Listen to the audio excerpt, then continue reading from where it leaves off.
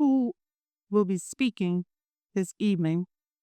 I'm going to start off with introducing uh, why they're here. Okay. So, St. Rose is a Survive and Thrive community meeting. Uh, Josh, I might need you to come and work as well. Dr. Yoker.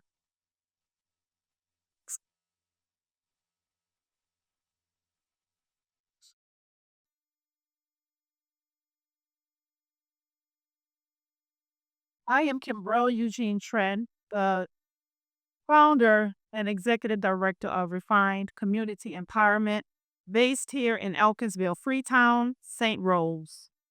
Our mission is to educate, uplift, and empower individuals through programs and resources that promote personal growth, collective engagement, and positive change in underserved and disadvantaged communities for a more equitable world.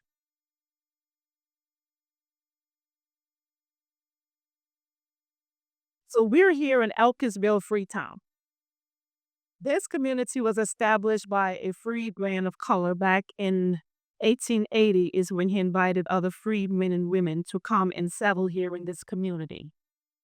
This Mount Zion Baptist Church is the church that he founded. This is not the original site.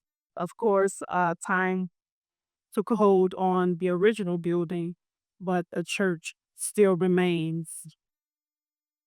Where Reverend Freddie Dixon is pastor. Pastor Dixon, thank you for opening up the doors of his church for us. The population of St. Rose is 7,504 in the 2020 census. Ms. Michelle Daniel is our councilwoman, and we'd like to invite you, Councilwoman, to come and have some words. I'm acknowledging you. I appreciate that. Not too worried now. After the presentation. And we also have the councilman. We also have a councilman of Destraheim here, and we'll allow you to introduce yourself. Yeah, well, you prefer. Okay, thank you. We'd like to hear from you also sometimes before we leave today. This slide looks a bit different from the one you worked on today. Can you find one to work on today? How bad? It quickly can be fine. Okay.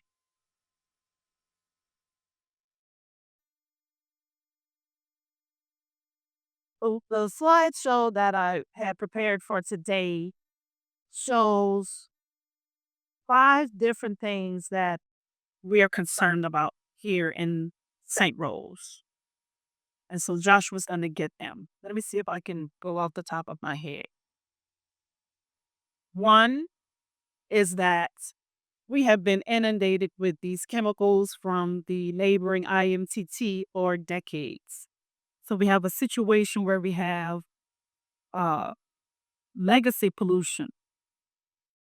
And not only do we have legacy pollution, we've been inundated for decades by other surrounding industries as well. We have chemical plants in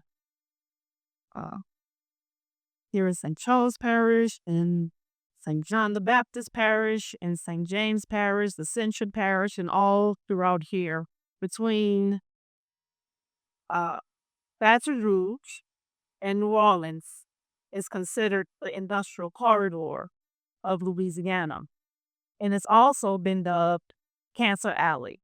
And this is something that I recently learned, maybe over the past 2 years. This looks like the one, Josh. Oh, let's go back to the beginning. Okay. So no longer playing in St. Rose. Next. A way through our mission. Thank you, Josh. please continue.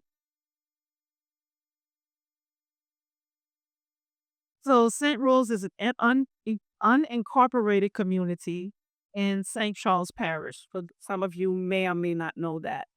So St. Rose is rooted in rich culture, strong family ties, and deep spiritual traditions. St. Rose is home to a little over 7,000 residents who all deserve to breathe clean air and have environmental peace. So we're concerned about our health and safety here in St. Rose.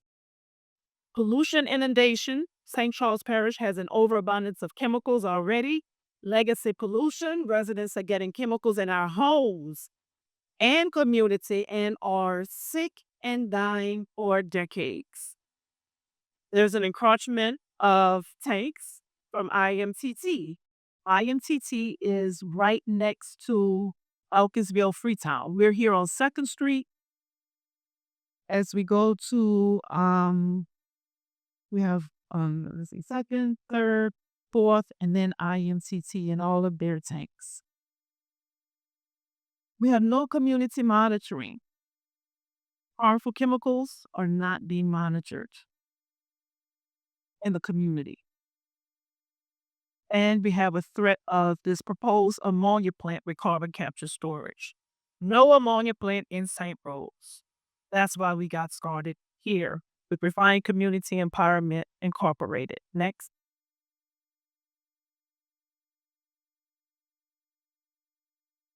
So IMTT St. Rose. IMTT is in St. Rose. This is the pollution inundation. I'm going to be brief as I can.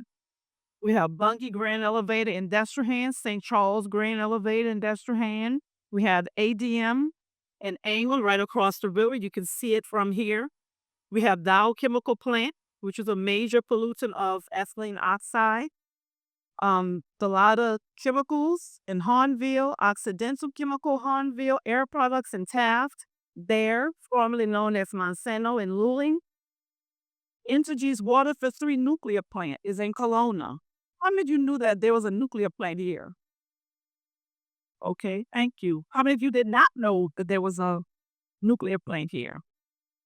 About half and half. So I was shocked when I learned that. Hexion Chemicals, Shell Refining Company, Valero Oil Refinery, and Diamond Green Diesel are all in Norcold, and I may be missing some. Next. So now you see that we have a lot already, and many of us do not want more chemicals coming into our community and into our homes. The legacy pollution. This is a map of 1923 of city services where they first came to this area, St. Rose. This is a picture, aerial picture in 2018. So the neighboring tank terminal, vault storage facility has expanded since 1923, and there are now 216 tanks towering over our communities. IMTT moves chemicals by the Mississippi River by railways, pipelines, and the interstate. Chemicals are often released during these times and when tanks are being vented. Many times residents smell these chemicals early in the mornings, late at night, again, often coming into our bedrooms, into our homes. St. Rose Community One Voice made a stand for clean air and community monitoring in 2014. So we haven't just been sitting idly and no one knows what's going on. We've had complaints to LDEQ. 7 years ago, our St. Rose resident shared how IMTT's chemicals affect him in his St. Rose home. This was on YouTube. Chemicals are still entering our homes. And he also shared that chemicals were entering his homes when he could barely speak to me because after COVID, it was difficult for him to breathe and to speak. And he's no longer with us today. God bless. The third thing I mentioned is the encroachment of chemical tanks. St. Rose Community and IMTT is too close for comfort and continues to encroach upon vulnerable residents just feet away from our homes. You can see here in the circle. It negatively affects residents of all colors and walks of life. Here you see Elkinsville Freetown and IMTT's tanks, and you see here Oak Lawn Ridge, which is on the um, west side of IMTT. Thank you. And the proposed plant is right here.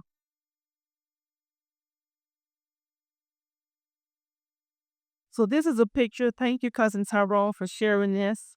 I thought this was an excellent picture to show some of you, if you haven't seen, how close these tanks are on our homes. You can throw a baseball and you can hit one of these tanks. So this does not look like a facility that's in compliance. If so, it's a crying shame. And God bless our people who passed before us.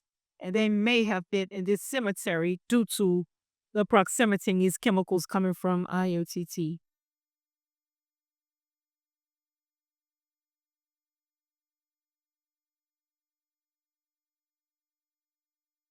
We have no community monitoring. Some of the odors subsided after the folks stood up. An LDEQ monitor came to St. Rose and sampling began in May of 2018. It measured some of the uh, VOCs, but not the specific VOCs. It measured total VOCs. Some things that it picked up was sulfur dioxide and hydrogen sulfide. So for the chemicals that were emitted from IMTT, it did not, this monitor that LDEQ had did not show us exactly all the chemicals that were coming into our air. But these folks back then thought that that was great. And if I was around, I probably would have thought that was great as well until they took that monitor. So then they left us with no monitoring again. LDEQ took it. However, the noxious fumes continued. In June 2023, they removed that monitor. So, with no reliable monitoring, I was empowered to monitor with 2 Suma canisters, thanks to Miss Wilma Subra. So this is the first collection of chemicals that were found in the Suma canister in St. Rose in 2023. You can't see here, but I can tell you. Ethanol, acetone, toluene, dichlorofluoromethane, MP, xylene, heptane, chloromethane, trifluoromethane, cyclohexane, benzene is another carcinogen. The reason I took this sample, I had the canister. The reason I took the sample at this time is because I smelled the chemicals in my home. All of those chemicals you just named are all carcinogens. You heard that from a scientist in the house. Thank you for sharing that. The second collection of chemicals that were found in the Suma canister in St. Rose in 2024. Acetone, benzene, chloromethane, really all of the same, in addition to 2-propanol. Benzene again. The reason I knew to take that sample is because I smelled it in my home. Many toxic chemicals from IMTT cause horrible health hazards. The benzene, the naphthalene, the formaldehyde, polycyclic aromatic hydrocarbons, and as well as Subra have handouts to share more of this information with you. So this benzene, known to cause leukemia, lung cancer, lymphoma, asthma, disorders of the blood and immune systems, can harm babies in the womb. Naphthalene. Dr. Kimberly Terrell, Tulane Environmental Law Clinic, said that there is an exceptional amount of naphthalene that is emitted from IMTT. It can cause cancer of the lungs, nose, throat, and or colon, cataracts, lung problems, asthma, anemia, especially for babies in the womb.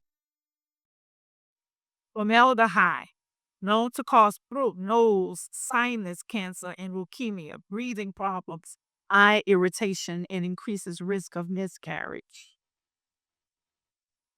And the polycyclic aromatic hydrocarbons, PAHs, PA, PAHs are a group of chemicals known to cause cancer, especially lung, skin, and bladder cancer, can damage the kidneys and brain, can cause male infertility, low birth rate, miscarriage, and birth defects.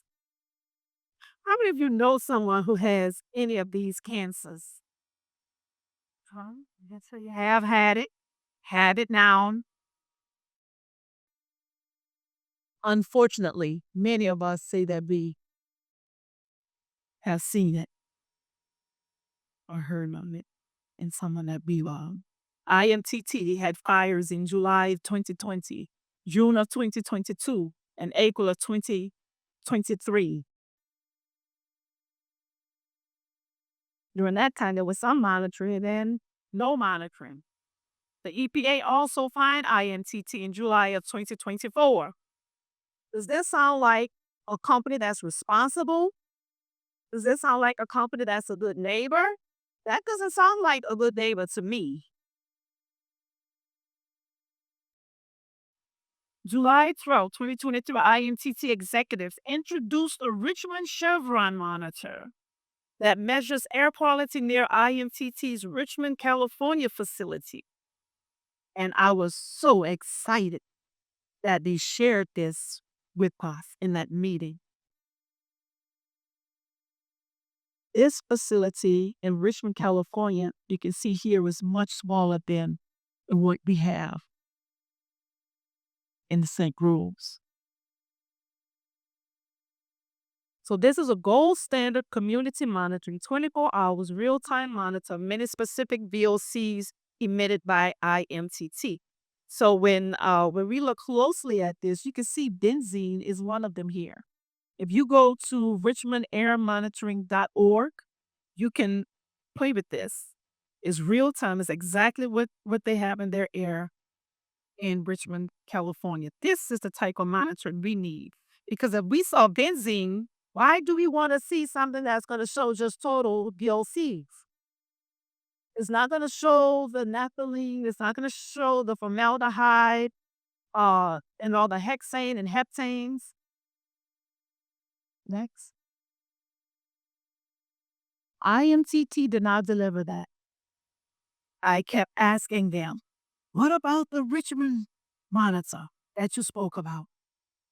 He played mind games, tried to play mind games. They didn't answer that question. Well, all monitoring is not created equal. We're looking at different companies that will sell the monitors.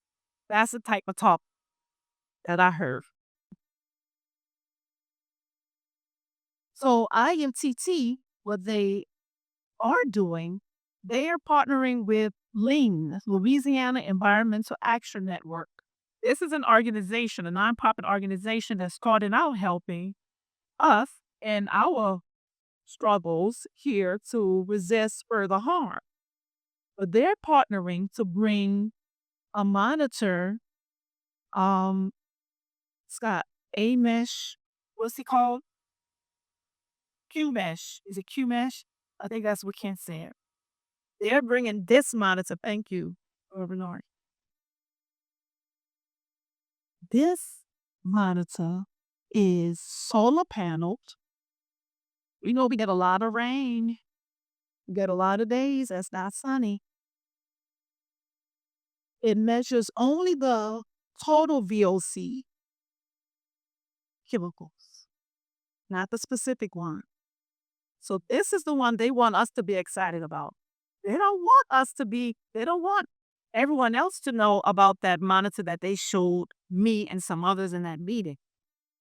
They wish that was never mentioned to us. This one, we're not excited about this because it's not showing those specific chemicals. Disappointed is what we are.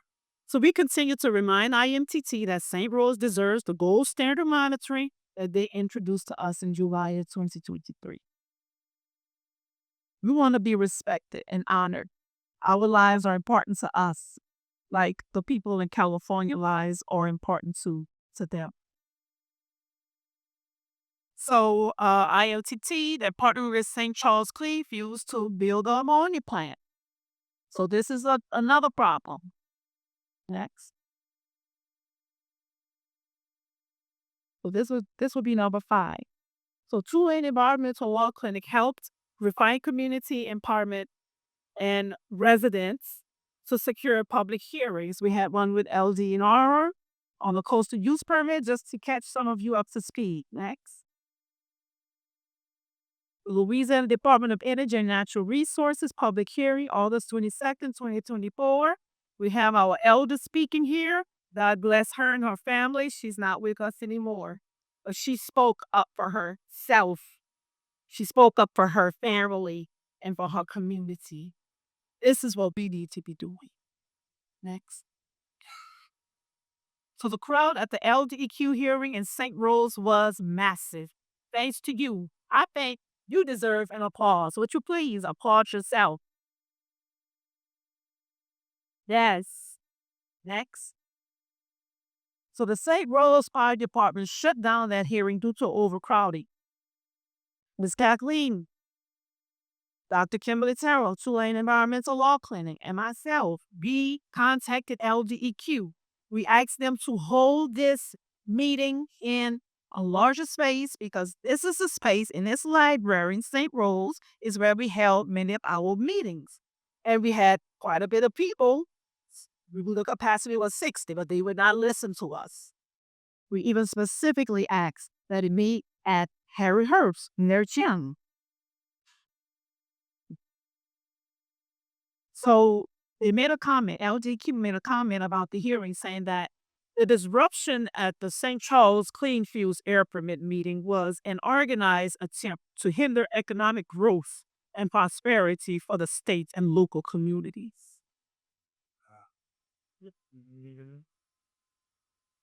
It continued.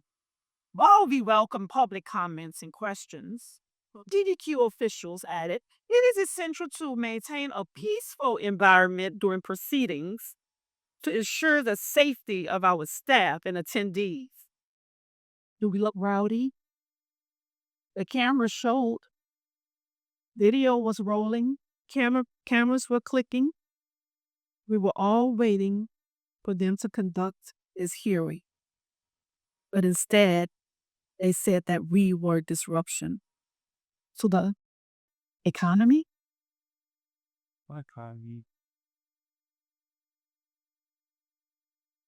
So the hearing was rescheduled. The support at the rescheduled December 17, 2024 LDQ public hearing and Destrehan was also huge. Clap for yourself. Yes. Yes. We showed them that we were concerned about our lives. Okay? So we mentioned the lack of monitoring during this hearing and said those things in comments. Next. So no ammonia plant in St. Rose. We don't want it. And I gave you all the reasons why we don't need it. IMTT is not a responsible neighbor. They want to use that same infrastructure for the ammonia plant. So if all of these nasty chemicals are entering our homes, what's going to happen to the ammonia? What's going to happen to the carbon capture, the carbon dioxide that they want to sequester and send out? And we'll hear more about that. What's going to happen to that? We're in trouble. If we reach, what you say, Reverend Audrey? A ticking time. He said a ticking timer. Okay. Just one moment, please. Oh, and present a little bit more. Go ahead. Please, Rush. So we continue to educate, uplift, and empower our residents to advocate for ourselves, our families, and communities to breathe clean air, acquire gold standard monitoring, and resist further harm. Continue. Thank you. Thank you all. Dr. Dorothy Nairne. How's everyone doing tonight? Man, you're great. So I'm Dr. Dorothy Nairne, and it's not just about what we don't want, it's also about what we do want. And we want children, because look around here. We don't see a whole lot of children in here. But we know here in St. Rose, we've got lots of children. And children who want to add and make a contribution to our community, to Louisiana, to their household, so that we can eliminate poverty and develop all sorts of innovative businesses that don't extract from people. So we've got to raise children who are strong leaders. So refined community empowerment has been fortunate and visionary. So I think we need to look at this woman right here. She doesn't pat herself on the back, but I want to take a moment to thank you on behalf of humanity and behalf of this community and behalf of Louisiana. Kimbrell. Here she is. Okay? Because we won the grants last year and it was funding to be able to put together, you got a campfire because we live like that. We simmering, we're firing, we're burning so that children between the ages of 8 and 12 are able to get leadership. And so it's not just what we don't want. It's not just what we're fighting, but we're building, we're growing, we're expanding. And we're having children to have opportunities on weekends that, can you hear me? Together. Oh, look at we. So we have fun. So I have a extensive public health background. I worked for that agency, the U.S., United States Agency for International Development. I worked from Angola to Zimbabwe with children, with youth, with sex workers, with teenagers, with parents, with all sorts of families. Using time, most of my career was spent working throughout Africa. I come home to Louisiana and imagine it's harder to work here than it was in any African country. Imagine I'm having difficulty using my extensive skills. Imagine that. Why do we ask? Because we've got kids. So we need you, parents, neighbors, grandparents, to come on out and make sure that we have kids. Because this program is families involved in respect and empowerment. Because when we have children who have that experience, when they grow up, we're going to have a full room here and we're going to make sure that this place rises. Because we can do that. We got the program, we've got the talent. Now we need children. So tonight when you go home, you think about, because we always say that kids don't want to do anything. Well, yes, they do. They do. Especially if we have people like you that encourage and guide and facilitate and get our kids there. So that this Saturday and every Saturday from 10 a.m. until 1 p.m., we'll be working with kids. And guess what we're going to have? Fun. We're going to use edutainment to make sure that children learn and grow, and we learn and rise together. So come see me. I'm going to be sitting right up here in the front so that we can get kids, your kids. We're looking for about 12 kids that's here. It's not a lot of kids, is it? So let's stop complaining about the children and what they don't want to do. And let's get them all in the room so that we're here and we've got funds so we can take them. We're going on a recycle challenge. We're going to take them on some field trips because sometimes you got to lead your area code. Sometimes you got to lead your zip code. And then you learn and you grow and you thrive. We don't just want to survive. We all thrive. Folks going to thrive with us. Yeah, man. We're going to thrive. So I'll be sitting up here. And learning is wow. Did you like the bird again? So yeah, we want your children and families to come out and get involved. We're gonna hold questions. We're gonna hold questions. Yeah, one more present. Okay, this is my husband, Mr. Richard Trey, and he's going to come and share some work that we are trying to do in Ghana, Africa.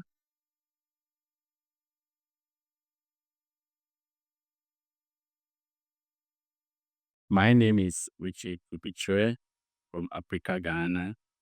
I just arrived this weekend. This is my first time being to University of America. Kimbrelle, like, I'm here to live with her. This project is in Ghana, Presbyterian Church of Ghana. It's a school and he supports. And I'm director of international affairs for the fire community. So last year, early this year, Kimbrell, my wife, came and we visit the community. It's a community in Accra area which has developed, but that community had been left out.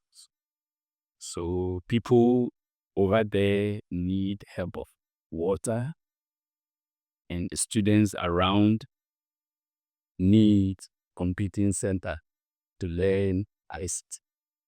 So we visit the primary school and then senior school. So the senior school need the computing center and library. He spoke to the school authorities and they plead with Refined Community if Refined Community can come to their aid and support to build the ICT center and the library. We went to the junior site, they need water, the same issue. The same community need water, the same community need a health center. The burden has been put up. There's no support of equipment, but delivery, first aid. So we spoke to the authorities and the nurses over there, and they plead with Refined Community. If Refined Community can come to their aid and support them in terms of health and education. So that was a trip for this year for Refined Community. So this is a whole issue, and I'm here to speak about it. Anyone who needs, I can do a donation for the health center, for the education center. Hope Refined Community will be grateful. Its support. Thank you. Hey, welcome. Akwaba. All right. So if you would, please donate to help further the mission of Refined Community Empowerment as we continue the work here in St. Rose and also abroad in Ghana, Africa. All right, next on our agenda. I had a question there or comment before we get started. Okay. Maybe 2 minutes, and we had one over here first, and then it was much. Sir, did you have a question? Yeah, I was gonna say something about the carbon sequestration. Okay. Oh, That for I understand, agree. Sorry. For I understand that 3 of these wells have already been picked out, and for I understand they are some of the pre-existing orphan wells on my side of the river, Which is which is West Egg. Yeah. I live near Luling, and I was in petroleum services program at Nichols. And the one thing I learned is that those wells are to go up, not to go down, because there's already pressure down there, that natural pressure to push that fuel up. You're not supposed to put something down instead in something that goes up. Also, the casing. The casing that they already have there. We don't know how old that is. We don't know in what shape that is. So while they're pressuring that gas down, one of those may burst. We don't know what will happen. The reservoirs, they are pumping it. We don't know what shape those are in. Thank you. What's your name? Devin Hilbert. Thank you, Mrs. Devin Hilbert. And we're going to talk a little bit more about that in just a little bit. Mr. Marshall, you want to say something, Mr. Marshall Dickinson? First of all, I want to piggyback on from things that Kim said. I want you all to understand the whole significance of tanks.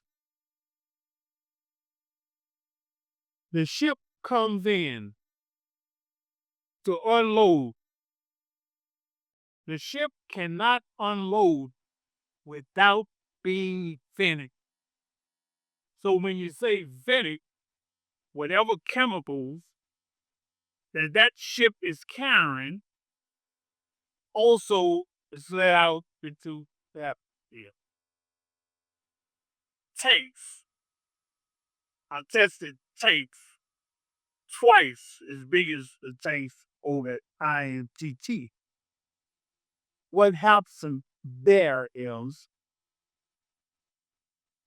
you'll smell less chemicals in the winter than you would in the summer.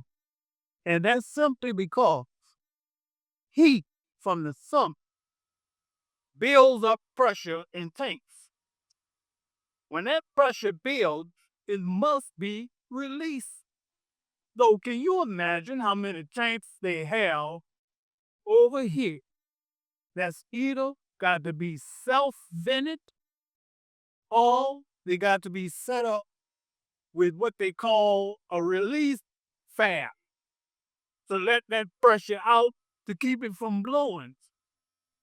Once again, when they move fuel or whatever system from those tanks to the ship, the tank on the ship vent must be open. It's no way for them to fill a ship without having vents open. So that means whatever chemicals that they're pushing, it is vented in the atmosphere. Right? So you need to be very careful and understand what's going on over here. When you're talking about the monitor, well, if you put the right monitor there, you're going to go crazy. Because every tank, I'm telling you, every tank got to have a vent. And it's vent. So it's something to think about. It's not just that the tanks are sitting there, though. The tanks is putting out chemicals every day. Every day they put it out. And there's no way, no one, I don't care where they come from, how much education they have, they cannot justify that moving fumes or moving a chemical out of one tank into another tank, say the ship, for instance, that they're not putting out fumes. And a lot of fumes, because I'm talking about major pumps that's pushing this stuff. So it's something to think about. It really is something to think about. Okay, thank you. Thank you. Thank you so much for sharing that. You have a belt of knowledge. You have it right here in our community. Thank you, Mr. Marshall. All right, so next we have Ms. Wilma Subra of the Subra Company. Ms. Wilma. After Ms. Wilma, we're going to have Mr. Robert Bobby Taylor of Concerned Citizens of St. John. And then we'll hear from another river parish. I don't know if it's considered river parish, but Cancer Alley resident, Ms. Kaitlyn Joshua of Ascension Parish. And then we'll open the floor up for questions and answers. Mr. Coco, you have Mr. Coco. Let's see. After Ms. Wilma, we're going to have Mr. Joseph Coco, and then Mr. Bobby Taylor. Okay? All right, Eastwood. Good evening. Does everyone have a handout? Is one per family?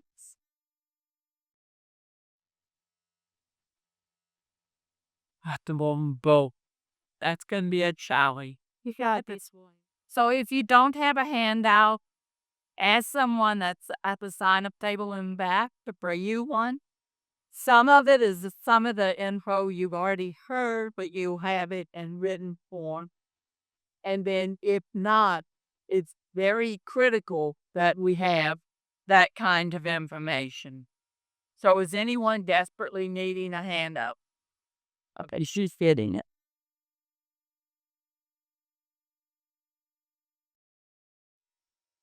So, as you know, there's already the IMTT facility, and all of you know the emissions from that facility are really, really bad and make everybody really, really sick. And then in addition to that, they're proposing the blue ammonia facility, which will also have a whole host of very toxic chemicals, which will make everybody very, very sick. So in the first couple of pages, you see the same doctor that she presented in that handout. My husband goes to the copy shop, and the lady in the copy shop loves me to death because I make copies of everything. I understand it's great to see it up on there, but then when you have it in a handout, you get to take it home and go back and check and see if you remembered everything correctly. So in the first couple of pages, it gives you the data from the IMTT, what they are permitted to release. And then it also talks about incidents and offsets, which is what they, in addition to their permit, release into the air that all of you breathe in on a regular basis. So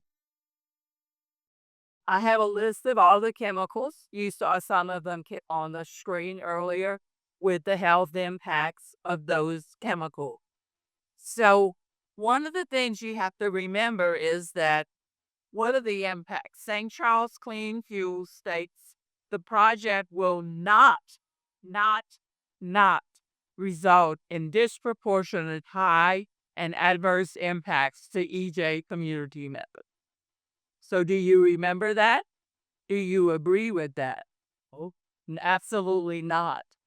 But from the very beginning, when they do start permitting, they're going to have all these issues that come up, released, and all these toxic chemicals in the air that you breathe on a regular basis. And it also states the project may, just may, have limited potential for negative impacts on communities located in a 3-mile radius. And we're going to look at what the 3-mile radius, but let's read it again. St. Charles Clean Fuels also states the project may have limited potential for negative impact on the community located in a 3-mile radius of their province. So do you think we're here tonight to hear about what they may encounter? No, we want to hear about not polluting your air and your environment in which you have to live and breathe every day. So the project will not result in disproportionate high and adverse impacts to EJ communities. Wrong. The project may have limited potential impacts on community members located in the 3-mile radius around the project. More closely regulated, the toxic emissions will release from the IMTT facility and reduce the negative impact. One more time, it is critical to remember the community members currently living in the area surrounding the IMTT facility and in the area of the proposed blue ammonia facility are already having health negative impacts, and those negative health impacts will make it worse. How many of you are already having health impacts? Do you want even worse conditions going on in your community? I don't think so. So then the next page talks about air toxic modeling because the facility has the potential. The radius of 3 miles surrounding the boundary was established. Within 3 miles, there is 36.25 square miles. It comes to 25,556 people. How many of you think they are in that 3-mile radius? So we're going to look at the next couple of pages and see 40% of the people in that area are people of color, 2% are limited English speaking households. So let's look at the next page that starts the maps. I just hate maps because people go like, well, I can't ever understand. So the first one is a red outline, and that is the IMTT facility. And in a little while, I'll give you tons of data about accidental releases from there. The next page shows you the blue ammonia facility that will be added to the backside of the IMTT. See the 4 little circles? That's where they're going to put the blue ammonia once it's produced in those tanks, those 4 little circles. And then they're going to load it up into ships, barges, train cars, and distribute it all over the world. And then you see the little rectangles, blue, purple, and the dark blue. That's going to be the actual industrial facility. And as you see, it's right behind the IMTT and right up against Highway 310. So what are you going to do every time you pass on Highway 310 when the facility goes in? Hold your grab out. How long can you hold your grab to get out of the area of impact? And then if you look on that same map, I have 2 little arrows, and they are showing you where the people live. See, one arrow shows you the residential places, and the other arrow shows you the residential places. And you must remember the residential places are up against the border of IMTT. So if you walk out in your yard and IMTT had a release, you're right there next to it, and you're going to be heading health impacts by what's going on at IMTT. So how many people in this room live in one of those 2 neighborhoods that are right up against IMTT? Whoever has the pictures, take pictures and see how many people raise their hand. Those are the people that are going to be the most vulnerable because that's where they already live. And we haven't heard anything about, oh, well, we're going to relocate both of those sets of people on either side. No discussion of relocating. Just leave you there to suffer. And every time the IMTT has an emission or blue ammonia has an emission, you get health impacts. The next page shows you a better example. You can see the streets and the driveways and the houses on both sides of IMTT. Does everybody be able to see that? Right on either side is the residential areas, right up against it. So I decide I want to come to the meeting tonight. I walk out of my house and my chest is, my nose is running. I've got coffee. What do you do? Oh, well, I have to go to the meeting. I just cough all over everybody, but maybe I'm not going to be the only one in the building that's having negative health impact. Maybe it's just me. My husband has cancer, and we go to Indiana, and he said, Wilma, you cannot get on an airplane because you could bring home something. And Wilma and Plant, you cannot go to church because sick people go to church. and you're going to come home and you're going to die from one of the illnesses you pick up, either in church, airplane. And he shouldn't even be here, but he's sitting in the back. He shouldn't be being exposed to y'all, but I can't drive at night, so he had to break. So looking at the next page, you see again in red, this is going to be the blue ammonia facility, a high IMTT, and you can see the wetlands that are being impacted. And did y'all have rain and flooding? New Orleans did. We had rain and flooding, and y'all probably had rain and flooding too. And then all of a sudden, all those wetlands are being contaminated, and the wetlands are being dissolved of all the toxic chemicals.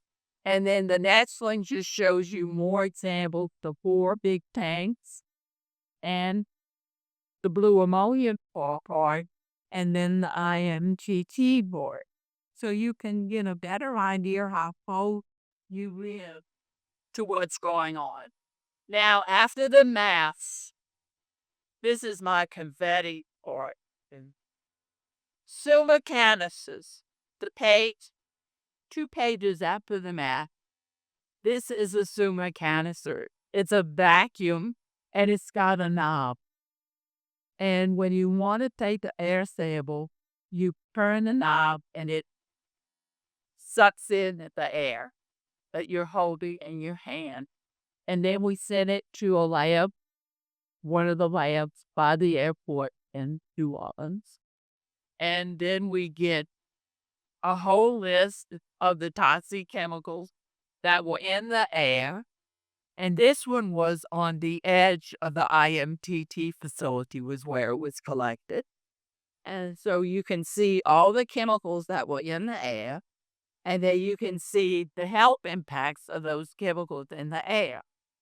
So if you go and stand by the fence of the IMTT, you're breathing in all of these chemicals with all of these health impacts. Then we have community members in St. Rose having severe health impacts associated with toxic chemicals. One community member in St. Rose found it necessary to leave her home some nights. How many of you have to leave your home some nights? This one does. She has to leave her home some night due to experiencing extreme negative health impacts associated with toxic emissions being released from IMTT. Well, if we add blue ammonia, she may have to leave her house because of the toxic emissions from blue ammonia. The community member has been provided with a silver canister. I taught her how to use it, and she activated it and collected the air sample in the silver canister, and then she turned off the knob and walked out of her house and left the area because she was just having fits breathing all the toxins. So on several situations resulting in severe health impacts, prior to leaving her house, she activated the canister to collect the sample. The canister was sent to the certified lab and tested, and a community member in St. Rose area was found it necessary to leave her home due to experiencing negative health impacts. In a recent visit that I made with some communities, not your community, to EPA Region 6 in Dallas for a meeting with Dr. Dorothy Nairne. She was the regional administrator under our previous president. And when our current president went in, she lost her job. But anyway, in a recent visit with her, I told her about what was going on here and about the woman having to leave her house at night because of her health impacts. And she said no one should have to leave their home due to contaminated air from an industrial source. So let's read that again. This is the administrator of EPA Region 6 in Dallas. And she says, no one should have to leave their home due to contaminated air from an industrial source. Remember that when you walk out of your home and you start and you contact with toxic chemicals. And what happens if it's in your home and you don't happen to have a consumer cancer? We just know you're contaminated, but we don't know what chemical specifically you're having in your community. So on the next page, I list what was in the air in her house. And then I list the health impacts of those chemicals in the air in her house. Then the page that has a little yellow or brownish clip on this. Because the facilities for change of treatment ammonia is greater than 10 tons per year, the facility is a major source of toxic air pollution. A radius of 3 miles surrounding the facility boundary was established. That was 36.25 square miles, and it's home to 25,556 people. And if you're in that area and when you walk out, put a star next to your name where you signed up, where you came in, so we will know who was here tonight that is in that 3-mile vulnerable area. And 2% consists of limited English speaking households. 40% are people of color. So when you start looking at all of that, let's talk about incidents, the next little yellowtailed. Individuals reading or reviewing incident events associated with IMTT. We don't have incident events yet over the blue ammonia. And the purpose of clean fuel blue ammonia, the individual should prepare themselves a cup of coffee and settle into a comfortable chair under a good light. Then the individual should carefully read and consider each incident that was in the record, review the negative health impacts of each incident and its negative impacts on their health and the health of other members in their household. If the health impact continues to result in significant health impacts, the individual should seek professional health evaluation from professional health providers. IMTT St. Rose Terminal will handle, store, and ship the blue ammonia from the St. Charles facility and release that into the air in which you live and which you breathe. So moving to the next page, you'll find a lot of information with it. Okay, yeah, a lot of information about what's going on about incident events. And so you need to be sitting in a chair with a cup of coffee and just reading through those and say, all of that is happening in our community. All of that is exposing me to very, very toxic chemicals. And so you need to be able to say, this is not a place where I want to live, or this is not where we want to allow this facility to come in, nor is this the place we want to allow IMTT to operate so very poorly that they are contaminating your environment. So there's also information about IFTT fire, and you saw some of those pictures on the bottom on the screen.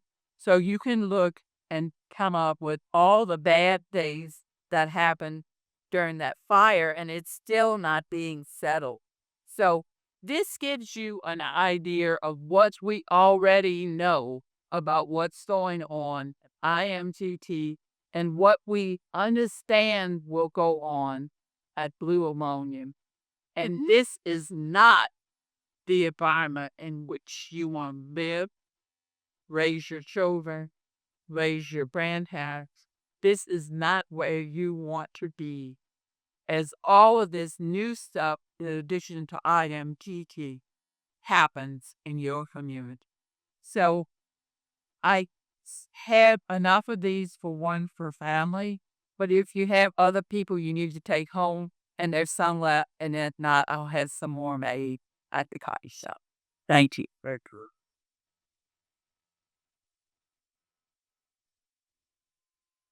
Or some down. Okay. Yes. What? All right, thank you, Miss Willa Subra. Next, we're going to have Mr. Coco, Mr. Joseph Coco of Destrehan.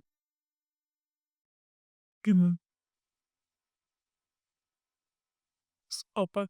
Old book. Yeah. Yes, I can sign up here. Thank you, five. So, months. Can I make a point? So a lot of us, our families have, oh, sure, thank you. A lot of us, our families have been here for decades. Some of us, our families have been here for centuries. One of the things I've noticed posting about this online is people will say, well, oh, industry was here before you. My family, my mama's family, she's right there, is Kyereh and Lagaspac. We've been here a long time. A lot of y'all have been here a long time. We were here before that industry, and we deserve to remain here. Point well taken. Thank you. Absolutely. This community preceded IMTT. Man, we were here about 42 years.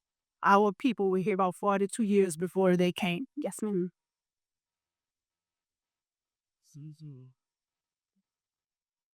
One thing that I know this really doesn't concern this community, maybe obviously, but what a lot of people don't realize is that there's a proposed IMTT facility that's they want to build outside of Luling, which is almost across the river In Ama. in Ama.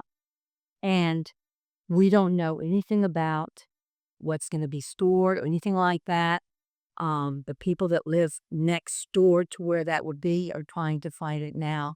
But if you're already living in a 3-mile radius of this IMTT plant and proposed blue ammonia plant, then you'll also get From across the river. the advantage of living in a 3-mile area for another IMTT plant across the river. So we have to take control of our lives. We have to, because they're not going to. And act like one community. Yeah, and be together. And I live in Luling, and I mean, you would believe that they never even heard of this in Luling where I live. Yeah. We're the only ones that have a sign. No, actually, we got 2 signs, and then we got one blue ammonia one. With some looks as people are going down the street. And a lot of times early in the morning, I'm walking my dog and it smelled. They said those releases from Monsanto. Where did he live? But Lakewood. Yeah. That's close to us. So I'm not that far from that other thing that they want to throw up. That's right. He got the decent, but not a decent. So this is news to me. I didn't know something was going on in being proposed in Ama. Yes, ma'am. It's between. It's right before the freshwater diversion project, which are where that comes in from the Mississippi River, and it's mostly in Luling, and the land has already been bought by somebody that works from INT. Tracy Johnson, I believe. Holdings LLC, which is really insulting. Yeah. So, they talk to people in Luling, mainly the people that live around Barton Avenue. Okay, they talk to people, was it like in August? Yeah, it was at R.K. Smith. I didn't get to record it. Yes, ma'am, but I have notes. Oh, we went there. Yes. But it's kind of fight right now. But it doesn't mean it's going away. It just They're probably licking their wounds. they're laying It's not going away. They're working their pockets. right. So we get we get what y'all have, but y'all also get what we have, and we'll all share it on both sides of the river. To help this success. Mr. Coco. Sure, thank you for this, Kimbrell. So I'm Joseph Coco. Like Ms. Kimbrell mentioned, I'm a resident of Destrehan.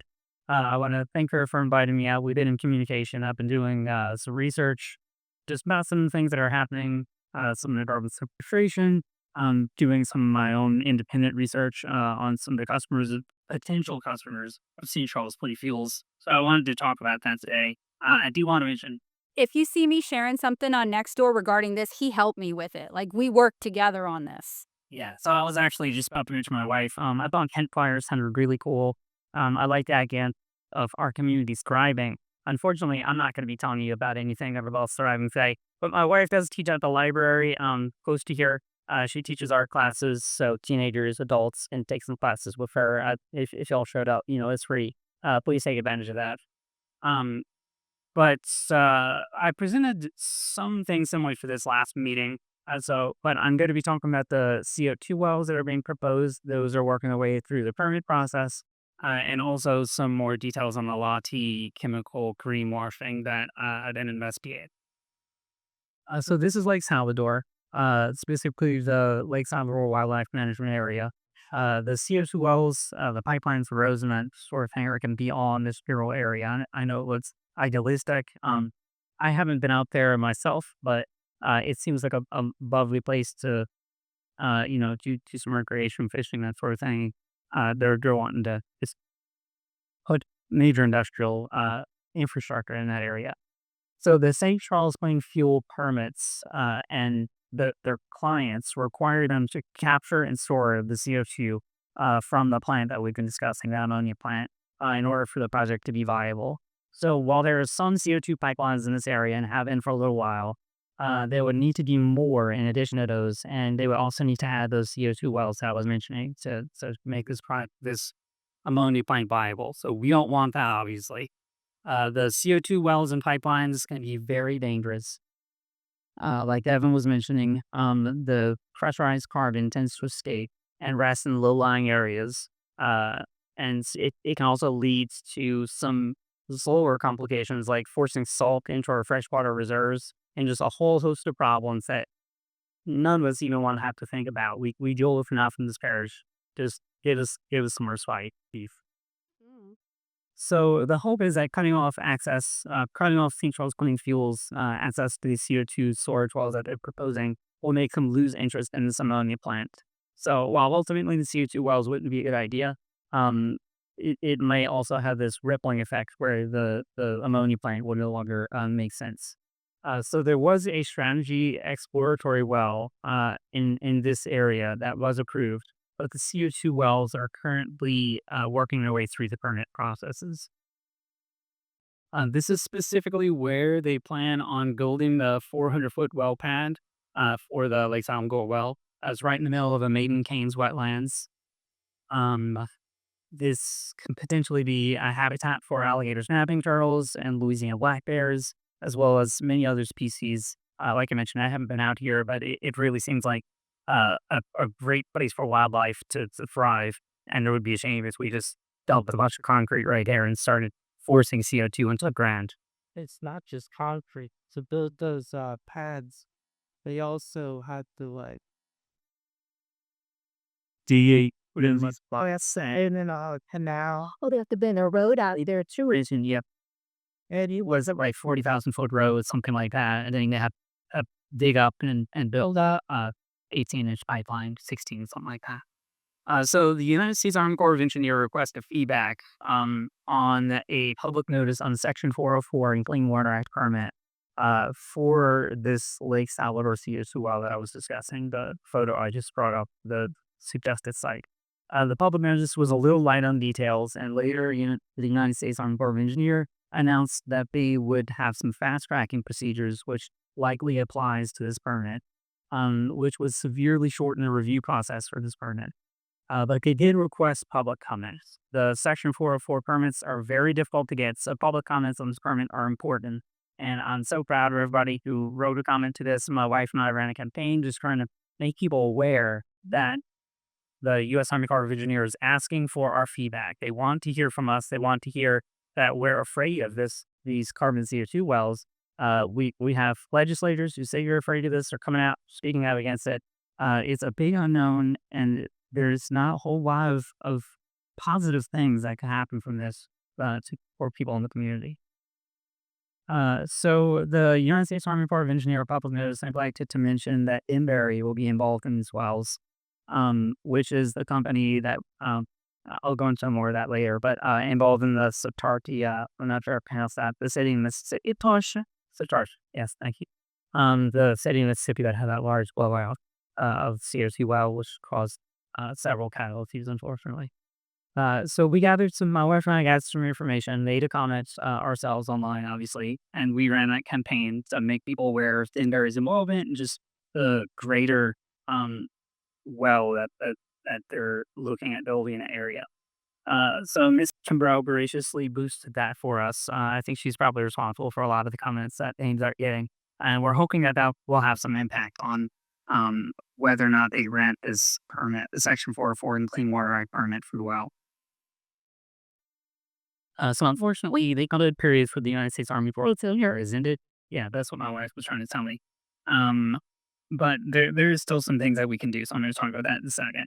I do want to also mention that this orange pipeline you see, or this orange line you see here, represents a proposed CO2 pipeline that Denbury is interested in building. So this doesn't currently exist. It's about 65 miles of new pipelines, specifically for CO2, that would be destroying hundreds of more acres of wetlands in addition to the wetlands that I was discussing for that proposed CO2 well. So they're really just digging up our wetlands for no feasible impacting in our area. So not only that, but everywhere along that pipeline is a potential for a leak. Yep, which caused destruction. To see how many homes are along that proposed pipeline route, but certainly the pipelines that are going to be running through our area, And don't you forget know, explosion. the pipelines that likely running across the Mississippi River towards this proposed blue ammonia plant will have a high likelihood of affecting us if there is a leak in those pipelines. So the reason why I brought this up, like I mentioned, I've already forgot how to pronounce the city, but Satartia, I just will never be able to get that. Um, the company Denbury was involved in directly managing this pipeline that caused several casualties, unfortunately. And they would be involved in managing the pipeline and the well that was being proposed in Lake Salvador. Um, in addition to the pipelines that leaked in sulfur earlier this year and so many others. I've heard some people say, well, we have some natural gas pipelines. What's the big deal about CO2 pipelines? Well, CO2 pipelines are 15 times more likely to have accidents than natural gas pipelines. So it's relatively new, it's relatively unregulated, and we just don't want this. So what can we do? So there is a coastal use permit open for public comment, which ends today. Oh. Um, And your comments don't have to be these super long, super research things. It can, oh, sorry. We've had this conversation before. Yeah, so it's important that to hear from everyone in the community that what they think about these CO2 wells, how they're going to affect your lives, and specifically any comments involving any of these things on the screen: the water quality, drainage, coastal plain complex, that sort of thing. So I'm going to show you. Well, firstly, this is how you would comment. You can just email Emily.LA.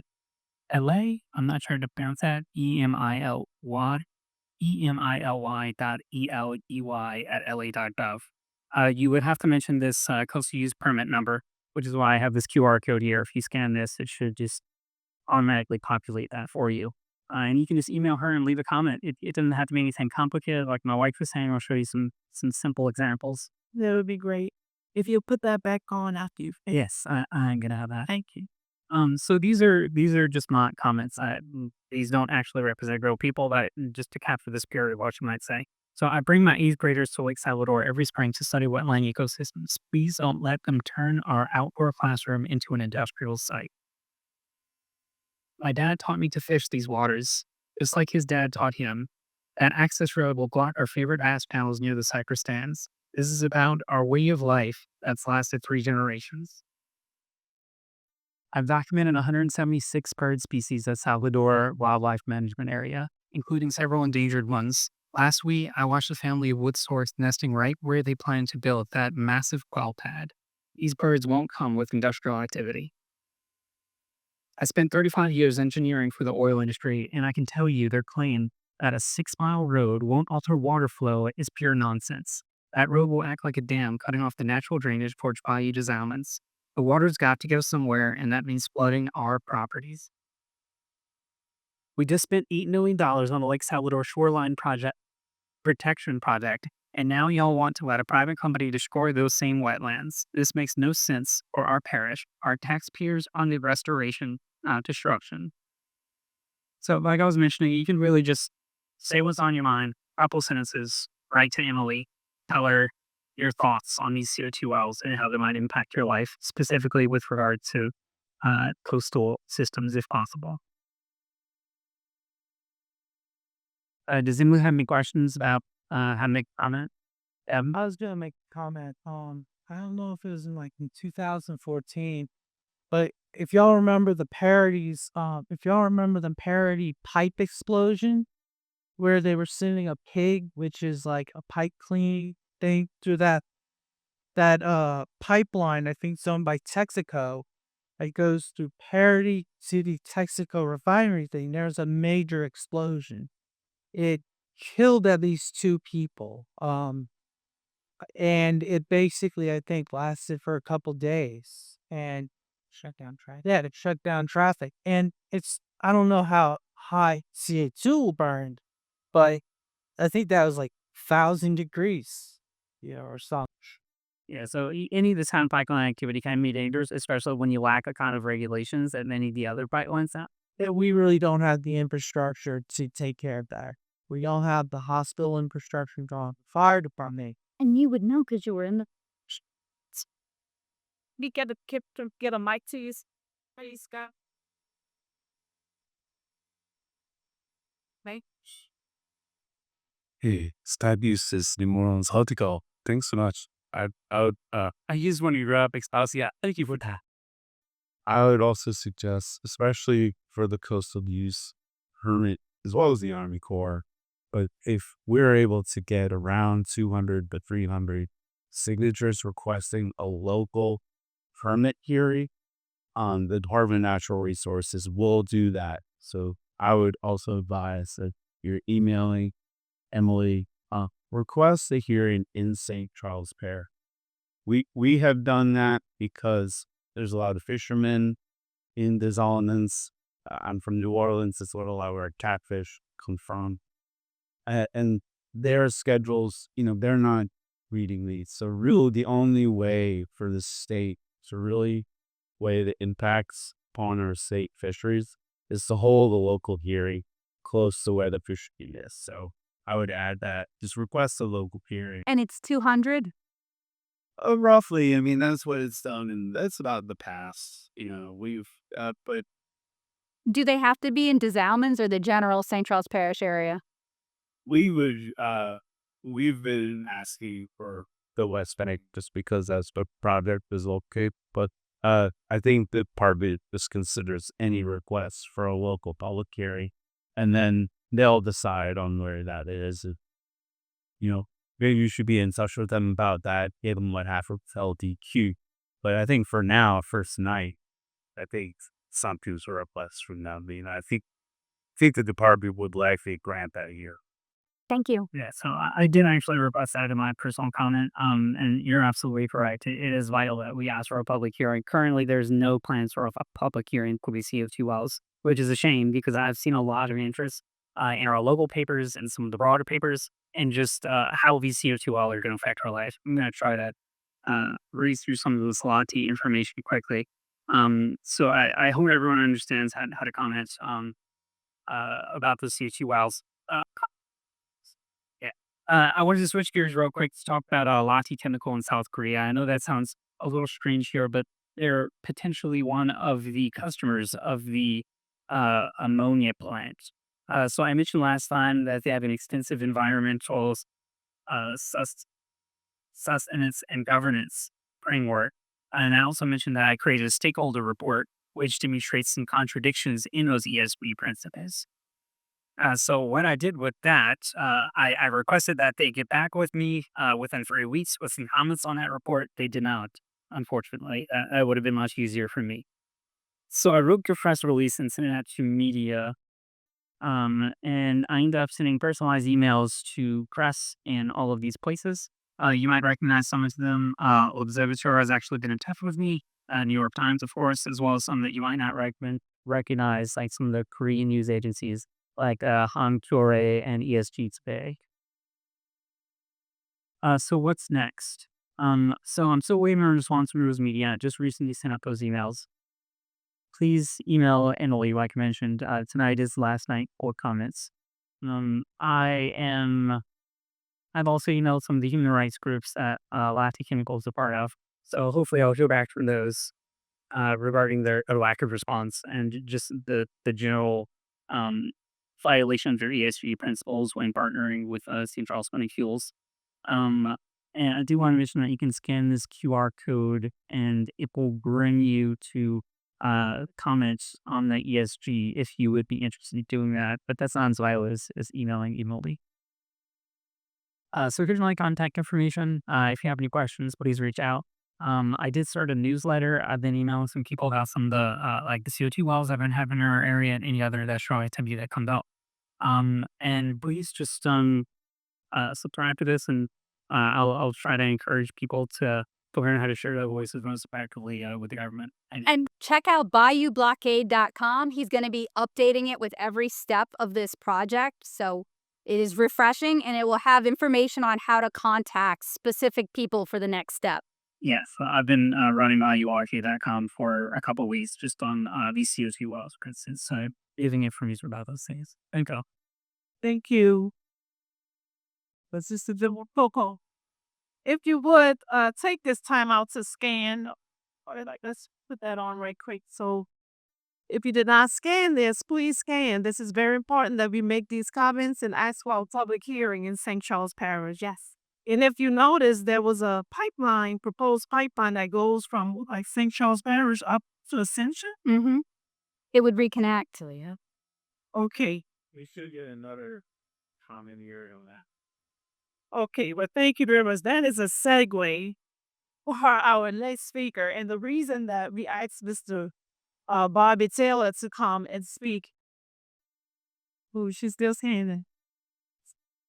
I asked Mr. Bobby Taylor to come and speak is because he has been doing this work for many years, preceding our work here in St. Charles Parish. So Mr. Robert Taylor. And then Miss Kaitlyn Joshua, she's a resident of Ascension Parish.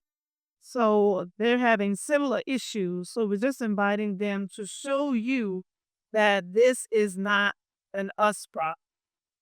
It's not a we problem. He's from Ascension. His parents still live there, so we're very connected. Yeah, a lot of us are connected, up and down the river. Scott Eustace, thank you for coming. I asked you to come and give your expertise so we could add to any question at the end.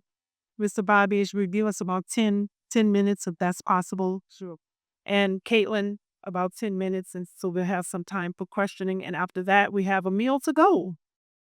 Mr. Bobby?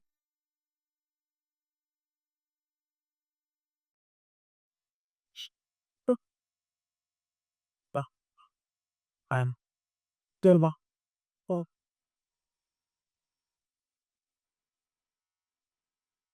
Let's see. Joshua, you ready for Mr. Bobby's slides? Ready? Who's up to slide? You do. You don't want the slides? Freestyle. Mr. Bobby's gonna freestyle. He's a musician. He's not gonna sing or play for us, but he has some real good information for us. Yeah, well, I'm just handling the after the slide, but thank you guys for having me. I've been very touched. Listener, repair this tree. There might be when I started in this fight, it was in 2016, and when I wound up finding myself in the situation that you described. And I found out the extent of the pollution that we were exposed to and the devastating effects of we weren't aware that we were living in cancer or why we were suffering as terribly as we were. And when EPA came to our community and did the town hall meeting, and when they informed us of what DuPont think, just DuPont think, in Census Tract 708 in Missouri, Louisiana, the amount of coils they were putting their iron and brine, It terrified us. We founded this altar of extent as a result of that, because as I am today, it's hard for me to even think about going home. When I think that DuPont Dagger had for DuPont wasn't in the Dagger. DuPont started in our community in 1969. That's the year my baby daughter was born, and we moved her into our new house. And DuPont Dagger began, and they were the kind of things that they did and are doing now. And when I hear what these people here are doing to you people here, and when Miss V brings us her story of real life what is happening to them, then I understand fully now the meaning of Cancer Alley. Because they are fully aware that of the fact that the way they are operating, no humans can survive that. When EPA informs me that our community had a cancer risk that was 1,540 times the national average. 1,500 times the national average.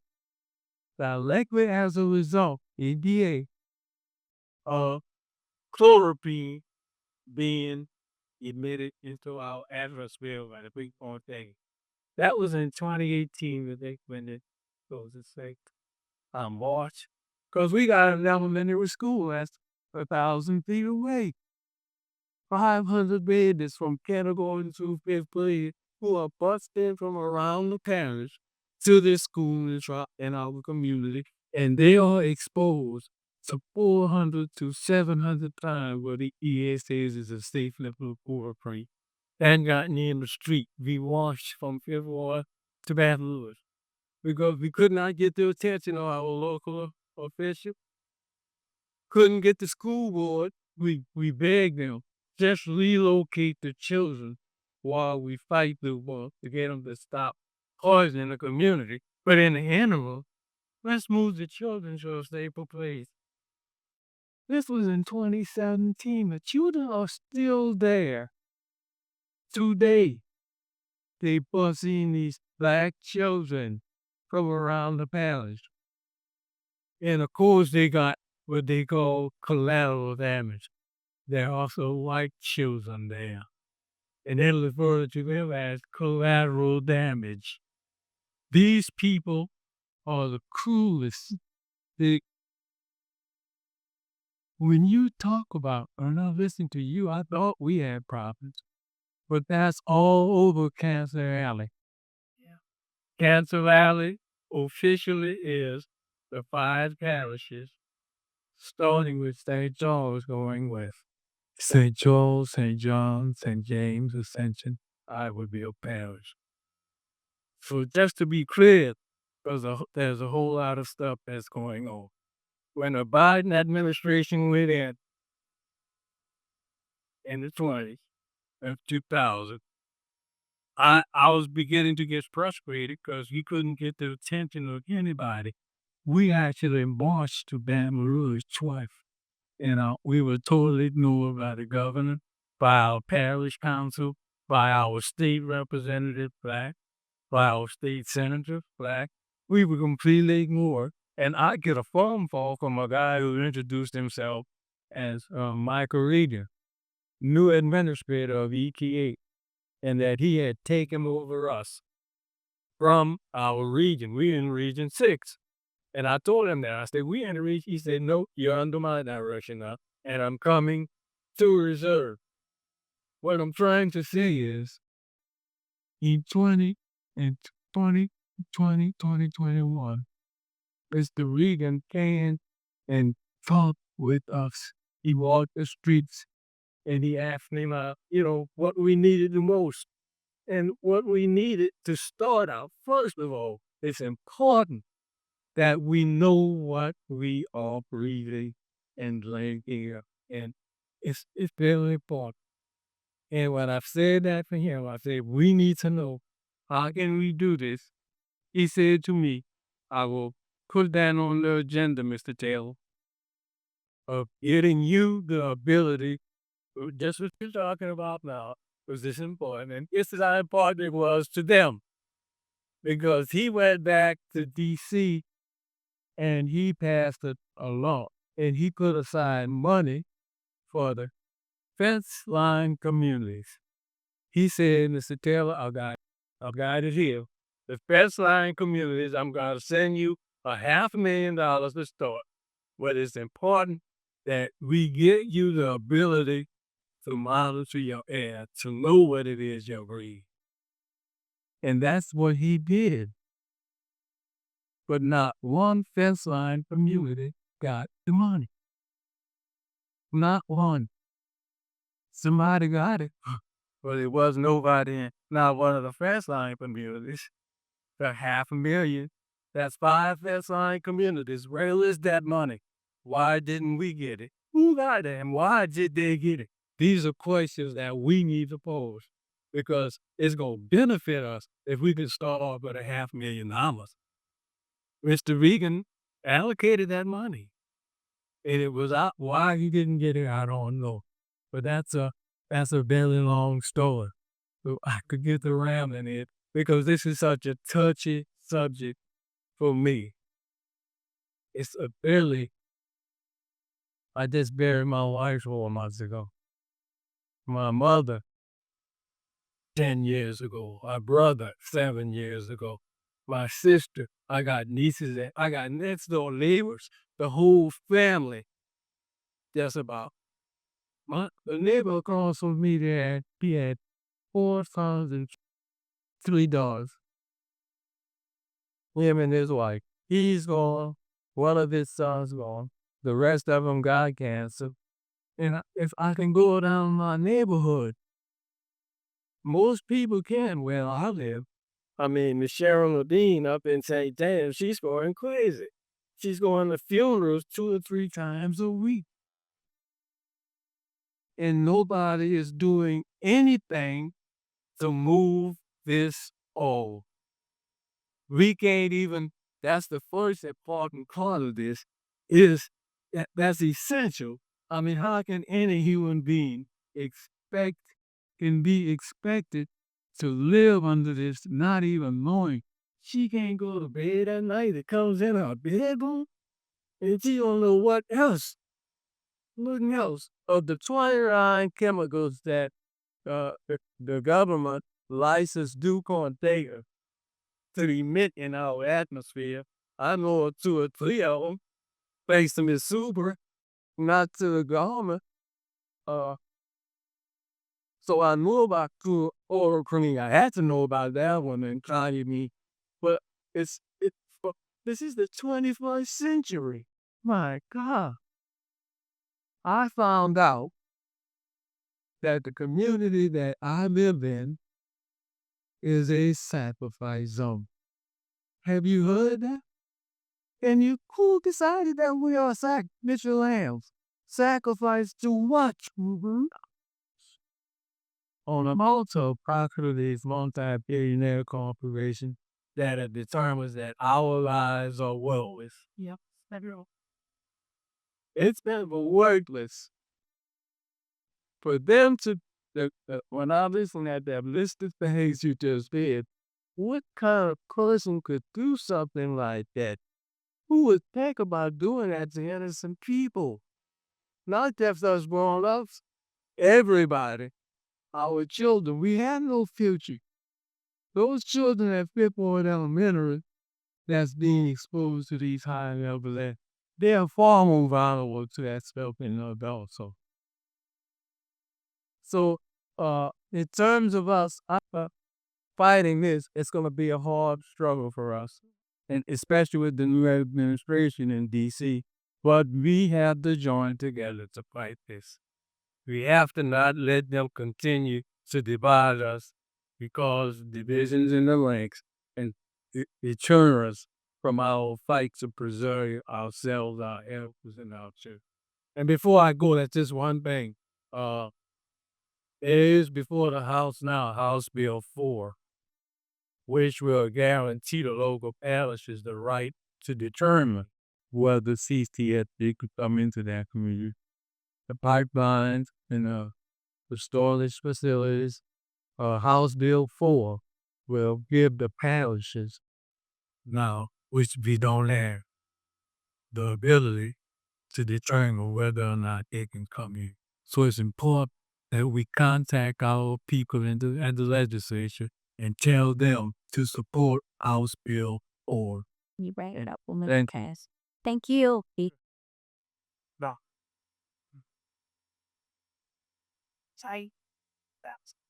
Thank you, Mr. Bobby Taylor. Now we're going to hear from Miss Kaitlyn Joshua, resident of Ascension Parish. And Kaitlyn, give about 10 minutes, please. Okay.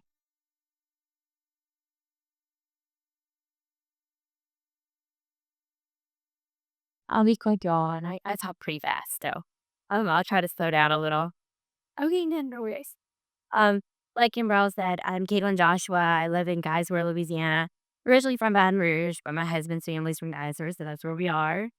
And so I will start just by saying, hopefully, by the time I finish my little spill, you guys have a little hope just in terms of unifying and collaborating together to stop carbon capture and storage. I'll be honest with you, I had no idea what that was. And as an environmental justice organizer, I've been doing the work for an organization called Earthworks for about 5-6 years now. Love what I do, but we typically have worked around petrochemical build out, not CCS. I never really heard about it. It wasn't until August of 2021, a great deal of us were in Washington, D.C. for climate action. And as at August, but it was November of 2021, and John Bell Edwards had just announced this new multi-billion-dollar project in the heart of Ascension Parish in Sorrento, Gonzales area. And I remember researching for the longest what CCS even was and trying to understand it. And we had all kind of just come to the conclusion that it was bad, right? The reason why Mia said it was bad, not just because of the simple fact that it definitely increases carbon emissions, our carbon footprint, it doesn't drive us to any type of 2030 goals whatsoever in terms of saving our beautiful state, but it also just doesn't work. And so that has been like the overarching message that we've been helping people. As y'all know, Ascension Parish is very heavy in terms of industry, right?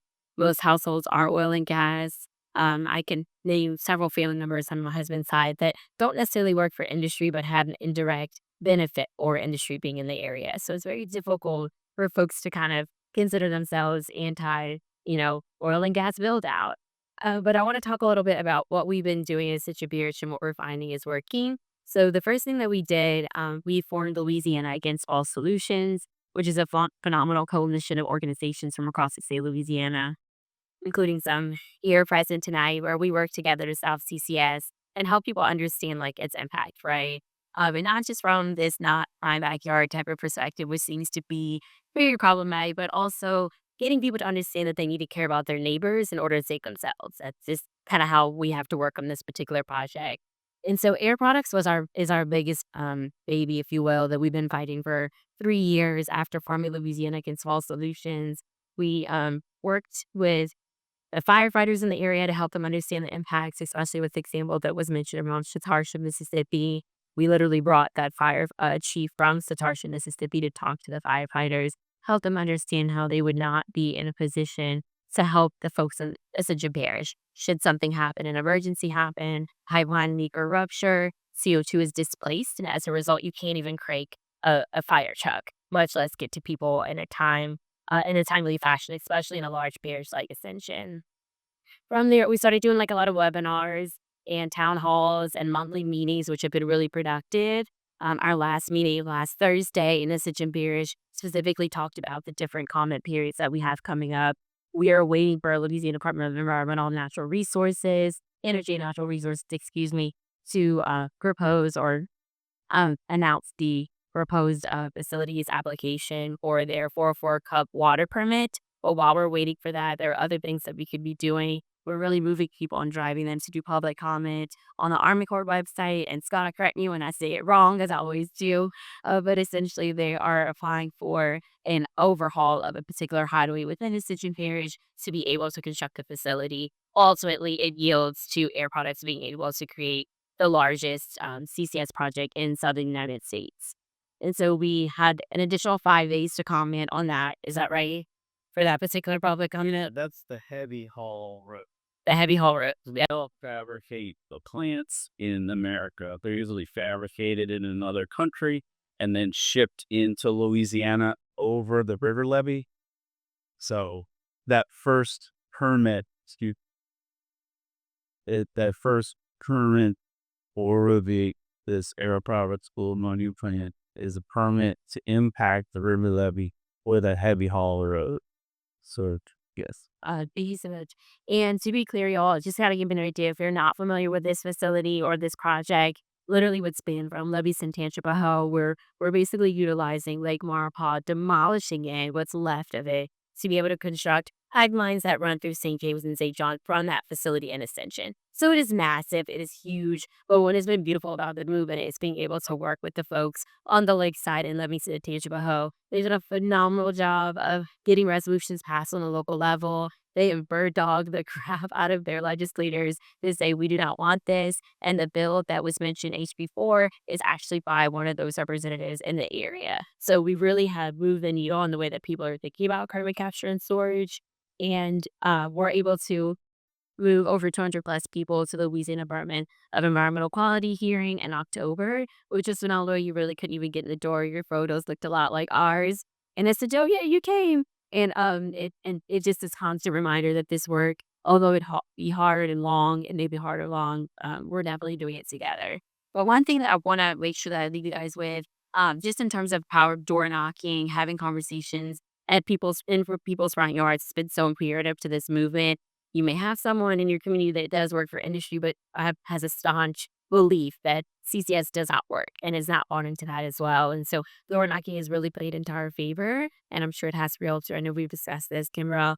And so we are doing what we can to make sure we're moving as many bodies to our next meeting, which is April 30th, next Wednesday. And it's such a Parish at the Pelican Point Country Club. We're going in the belly of the beast, as they say, to basically have a community meeting that members of the community asked us to have regarding air products, where it stands. To be clear, air products will not meet with community. They begged them to do that for the last 3 years. They're watching us. Every time we put up a Facebook ad, they put up a Facebook ad. So we know that our work is important and it's meeting the needs of the people, even though, we haven't necessarily been able to engage with air products directly, which is fine because, again, we have evidence-based, science-based data to back up our claims, and we're not afraid of that.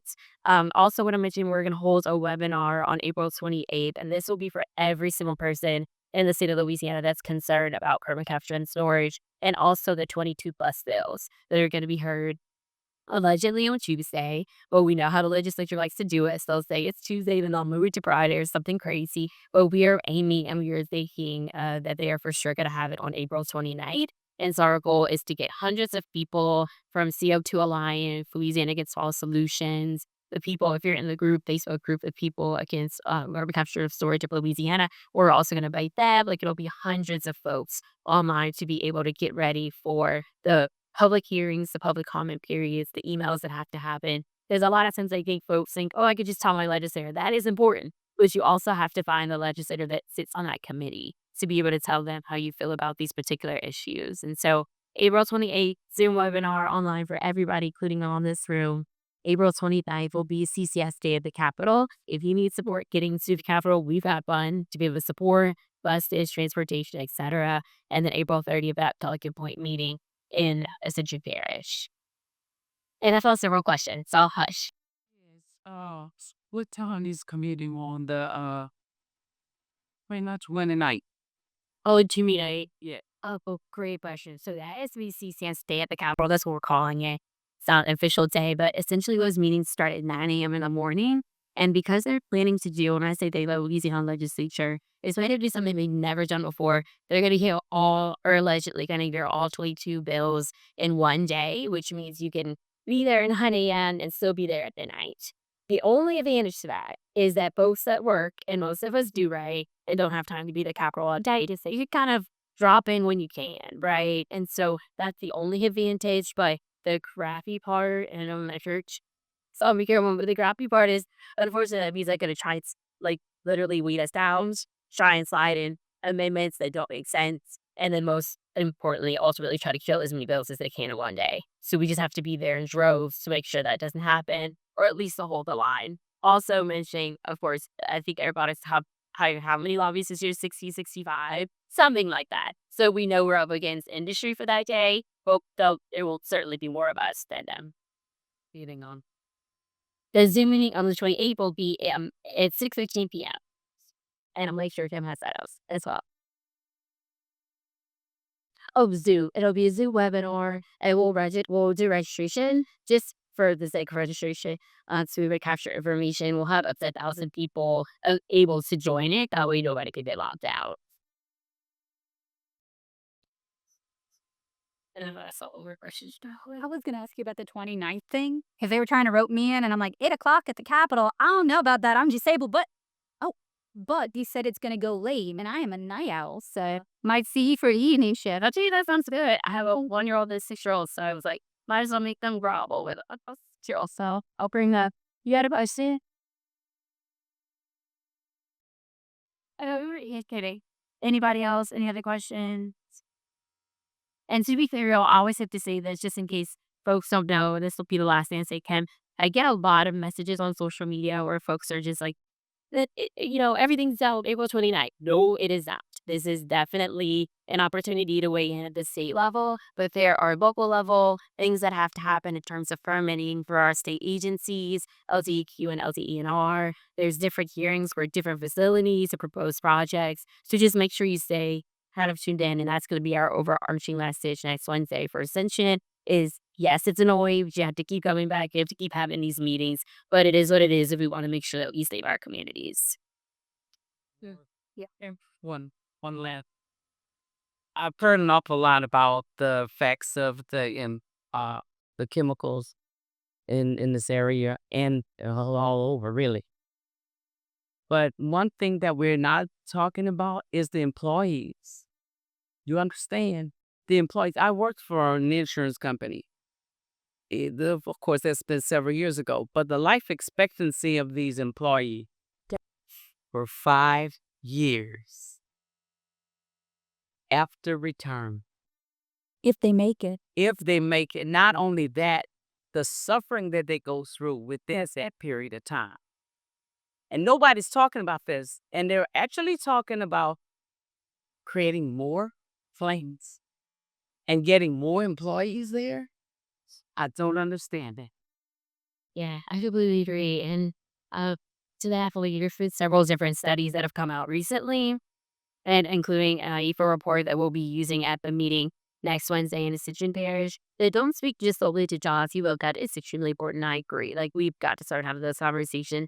They are hard. They are raw, right? Because we've got family members and loved ones that do work our industry. Very difficult to have those conversations, but I think they need to be had.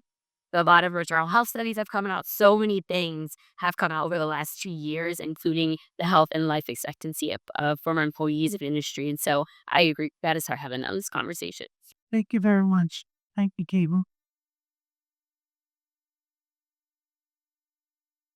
All right, so we're pretty much right on time. It is almost 7:30, and so we're wrapping up this meeting. Our next meeting, Pastor Dixon, I think we agreed on May 20th. It's a Tuesday night. Okay, I think it's the 20th, right, Pastor?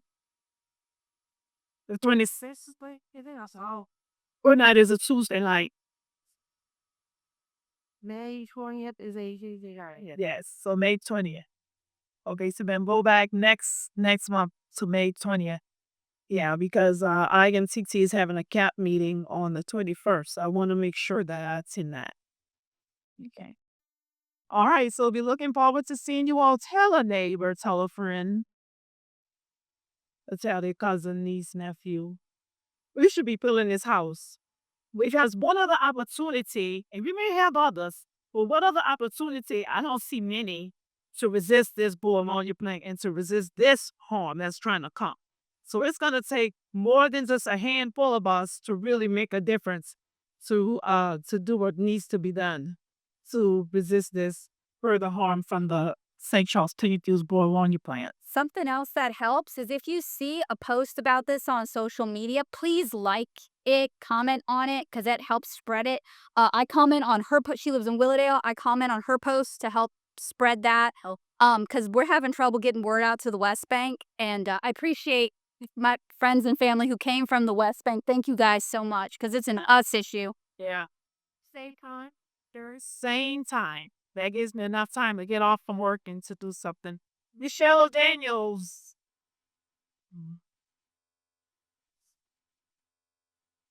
Our councilwoman.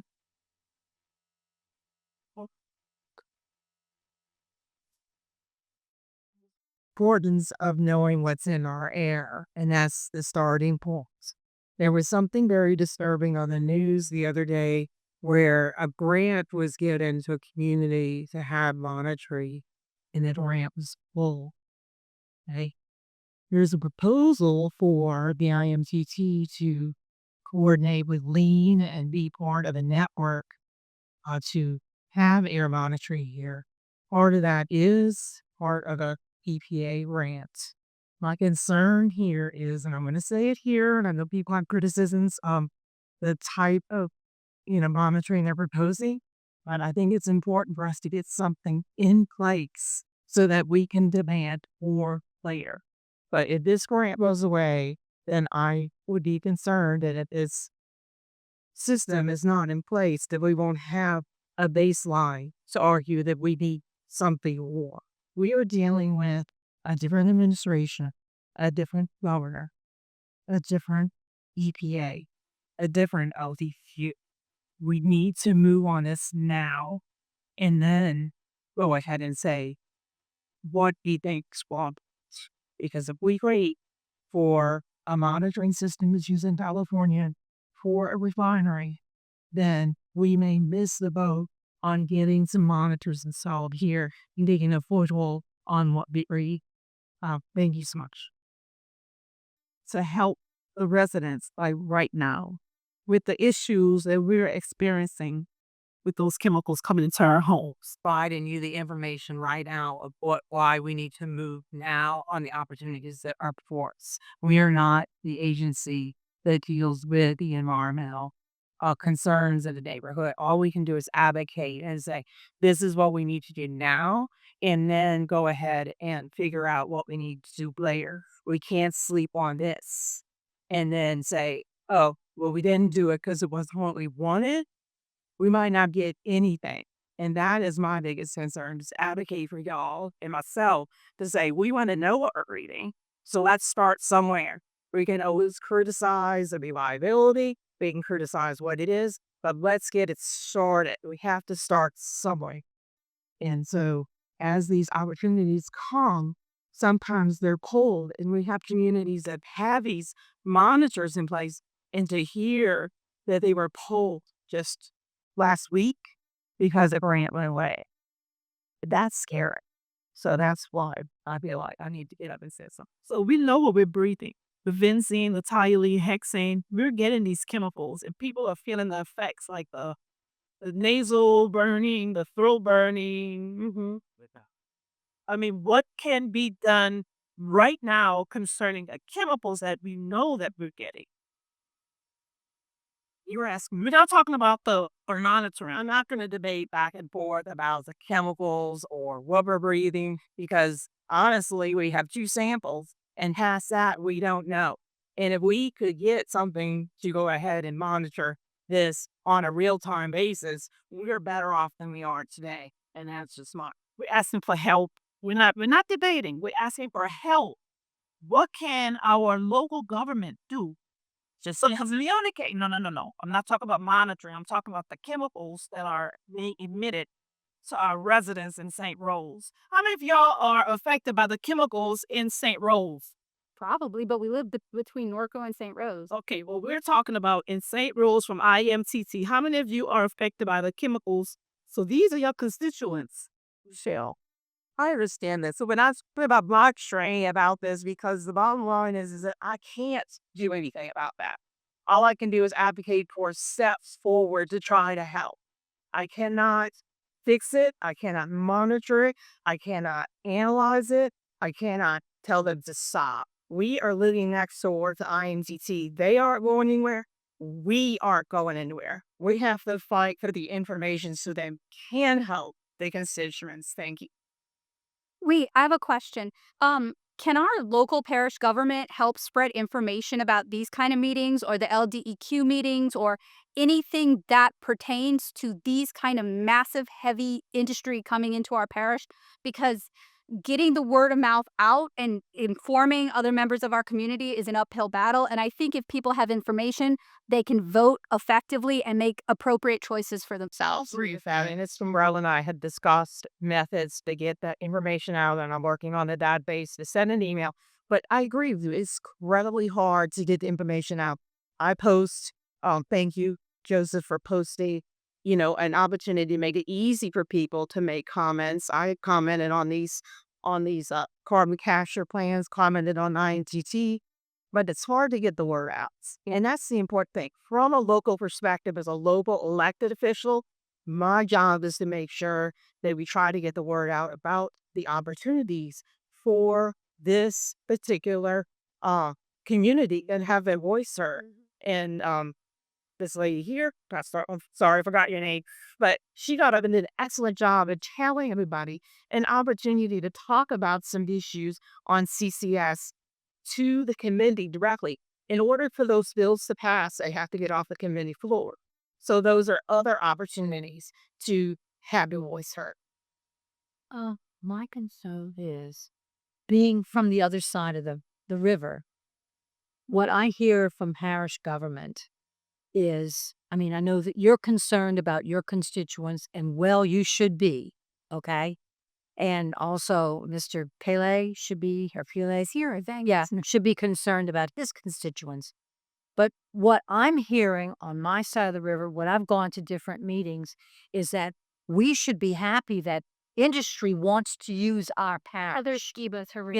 I wish parish government could show a more united front. We're all going to suffer from this. Not these people, just these people, but we're all going to suffer. I have already suffered from this. I've had 2 different cancers in 2 years. And this is not in my family.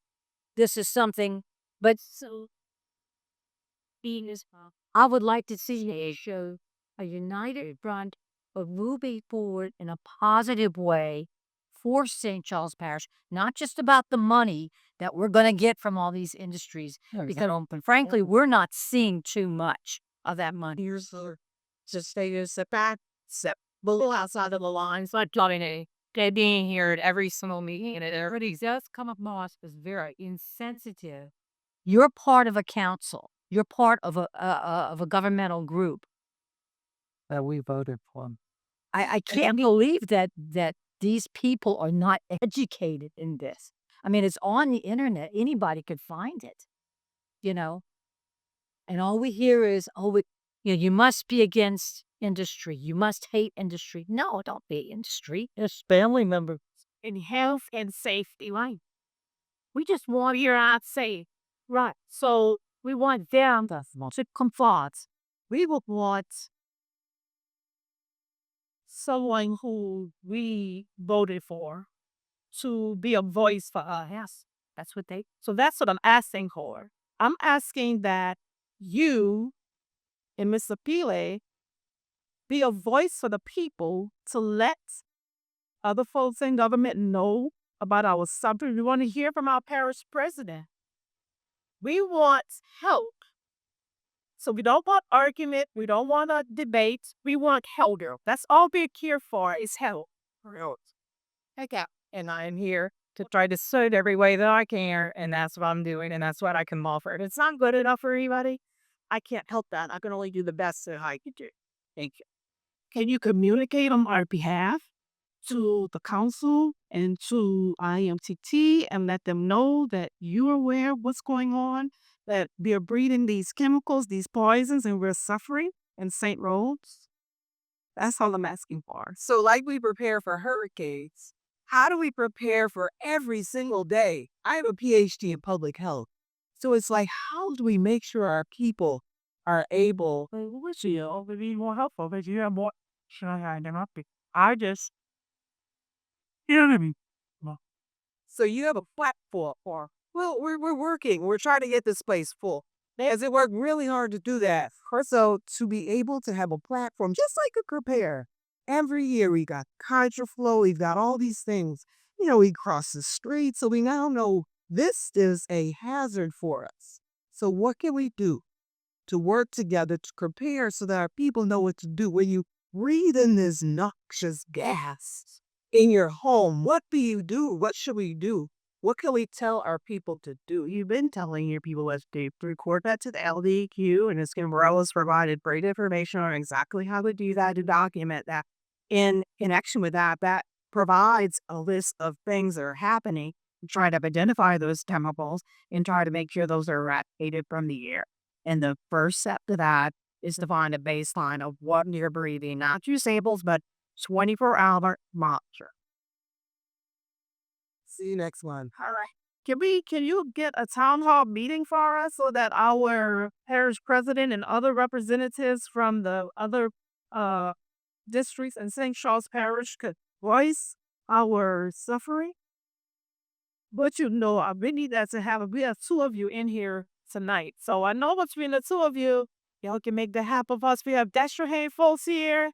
Yes, sir. Well, I'd like to just say one day, I have been to meetings where I was identifying myself.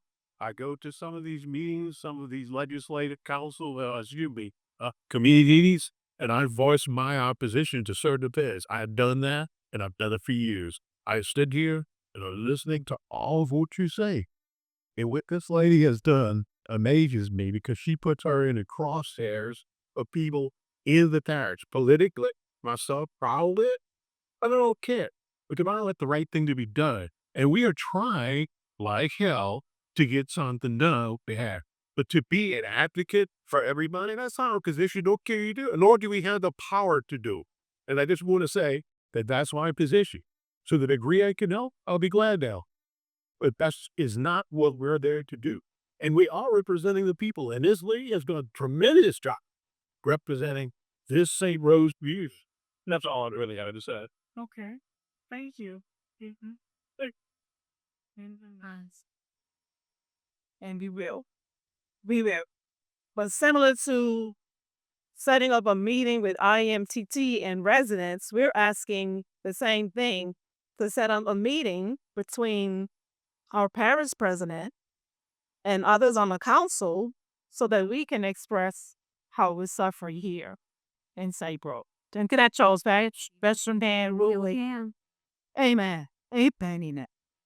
Okay, so You never take this to the council meeting. we want our council to have a town hall meeting. We're requesting tonight that we have a town hall meeting.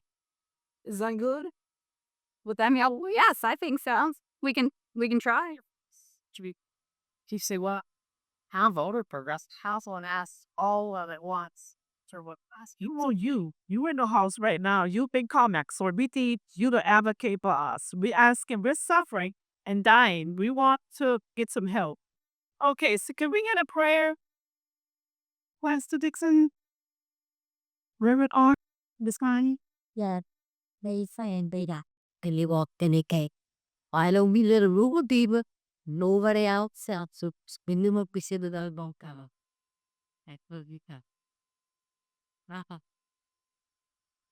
Well, I think now after we've already put it out here for them to represent us and advocate for us, and then we can do that in addition. But I don't want to take that from the table. That's what we need them to do on our behalf. Let it marinate too. Sometimes people gotta think.